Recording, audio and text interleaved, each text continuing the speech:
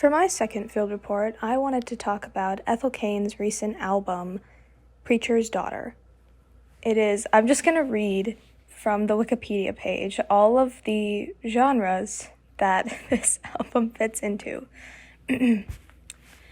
Preacher's Daughter is an Americana, pop rock, folk, ethereal, alt-pop, goth pop, and dark ambient album with influences from slowcore, heartland rock, classic rock, cock rock, sludge, gospel, industrial, noise, horror electronica, country, and drone.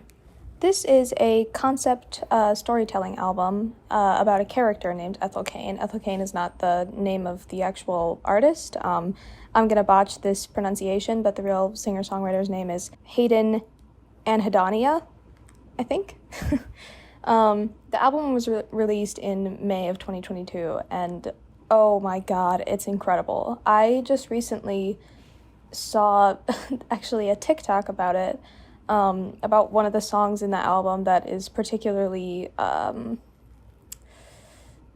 horrific in a very, very good way, and it caught my ear and caught my eye so much that I decided I had to listen to it. And good gracious, is this a great thing to make a field report on? Oh my god, it's so good. While I can't retell the story of every single song because it would take far too long, I can just sort of touch on what the album is about. It's sort of a Southern Gothic theme about generational trauma. It's about motherhood and girlhood and what that means, especially in a religious context. And I suppose it's about love and about forgiveness towards the end. But it is a traumatic just pathway through this character's life as she reflects on it. And I guess there will be a lot of spoilers in this field report, but I seriously do recommend listening to it if you don't want to be spoiled about the story. It's just so good. Hayden Anhedonia grew up in a very, very small town in the South, surrounded by Jesus and the church. Much like myself, very, very much like myself. As a teenager, she finally came out as being queer and a trans woman, and obviously it was not very widely accepted in the small, Jesus-loving town. She moved away, however, when she was 18, and pretty soon afterwards started writing music, and in an interview on them.us that I read, the writer states that Ethel Cain, the persona, the musician, the artist, details not so much the loss of Hayden's faith, but rather throwing it up decades after it was forced down her throat. And I think that is such a good example of what it feels like to get out of a town like that and finally be an artist and represent yourself in a way that you've always needed to.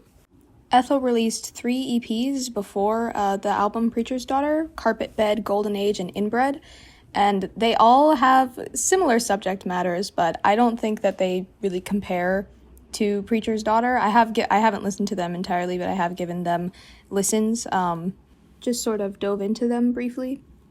But I truly think that Preacher's Daughter is like the absolute peak of Ethel Cain's career so far. So what is Preacher's Daughter about exactly? It is a pretty thorough story, but it's basically this character, Ethel, looking back on her life after she has been murdered. So she's sort of looking back on her life from heaven, assumingly, and she recounts her life throughout this album. It sort of dives into her background with her family, having an abusive father, not a very great mother as well. The album starts off with a track called Family Tree, parentheses, intro, and in this first song, one of the most memorable lyrics of the entire album, and something that sort of sets up for the rest of the album, sets the tone, is the lyric, Jesus can always reject his father, but he cannot escape his mother's blood. Which, wow, oh my God, it's an amazing line. But it sort of sets up the tone of generational trauma. Shortly after the first track, we get to A House in Nebraska, which is a song about this long-lost love that Ethel has. I forget the person's name. I just looked it up. His name is Willoughby. So Willoughby is this character that she loved sort of in her youth and always dreamed about moving away to Nebraska, having a future with him, but she's looking back on it now. Never really worked out. We skip a few songs and then we get to one of my favorites on the album called Hard Times.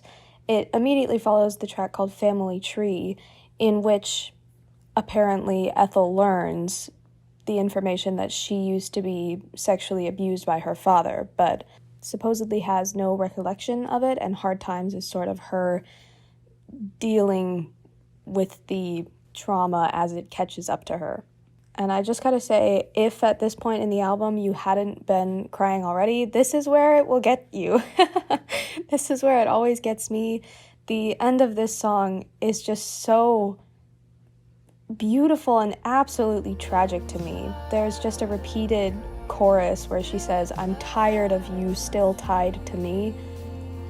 Oh my goodness. The way that it just like lulls on and on and on in a major key, but it feels so exhausted. It emphasizes Ethel's character feeling so exhausted of this trauma that keeps plaguing her mind. And oh goodness, wow.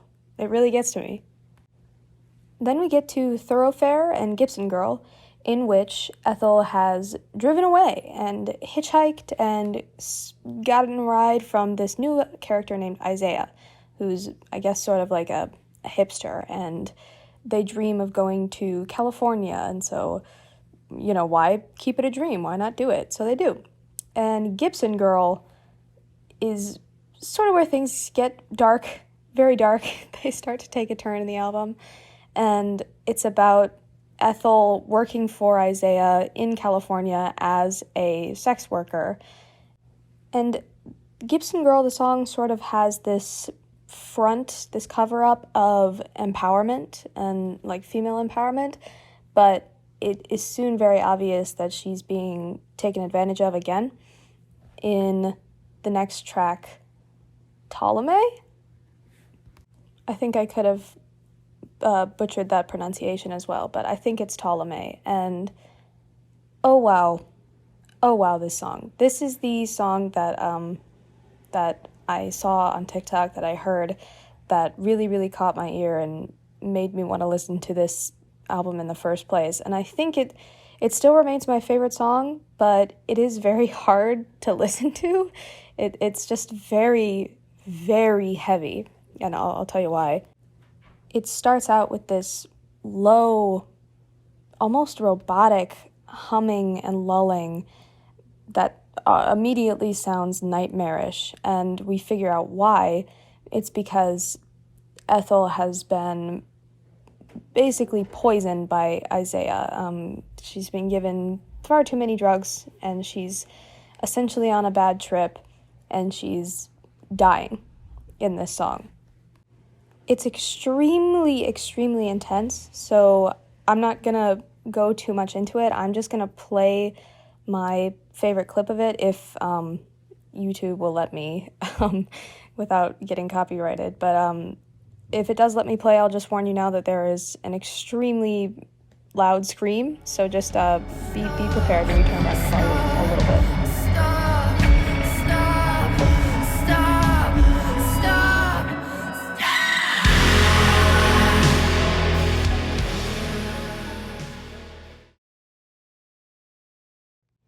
Right, so that's Ptolemy. It ends with this, again, very intense, almost sort of rambling preaching of scripture and scripture interpreted, and it's just this very, very hellish sort of sound, despite it being the gospel, quote unquote. At this point in the album, this is where the story gets a little bit blurry, but in Ethel Cain's actual written story about it, it's said that Isaiah has basically cannibalized her. Isaiah has killed her and is now eating her body.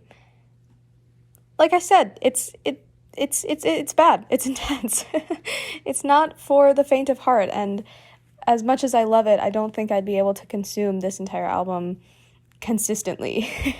It's really, really, really rough.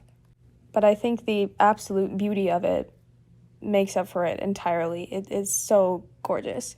Anyway, after Ptolemy, we have these two very beautiful instrumental tracks. Not much that I can say about the interpretations of these, but they are very beautiful. There are no lyrics, but it's gorgeous.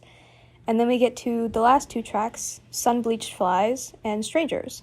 And Sun-Bleached Flies is sort of detailing Ethel being eaten. It's not great. But Strangers, the final song, is an absolutely beautiful, beautiful recap of not only the entire album, but of Ethel's entire life. And it looks back on everything, and she offers forgiveness to her parents. She speaks directly to her mother and says that she doesn't blame her for anything. Oh, it's so beautiful. She even references Willoughby and the house in Nebraska at one point, which always makes me choke up. Every time I've listened to it, it makes me choke up. But at the very end of the entire album, she says to her mom that she'll see her when she gets here, meaning she'll see her mom when her mother also gets to heaven. So I suppose it ends on a very light note, a very hopeful note, but the entire thing is absolutely devastating. It's gorgeous. I cannot recommend listening to it enough. It really, really mimics Dante's Inferno in my mind. I think they match completely because it does sometimes feel like there are these layers of hell, but it's also just a grand story, a divine comedy, I suppose. It's very beautiful, and I absolutely recommend it, and I think it's amazing. Thank you.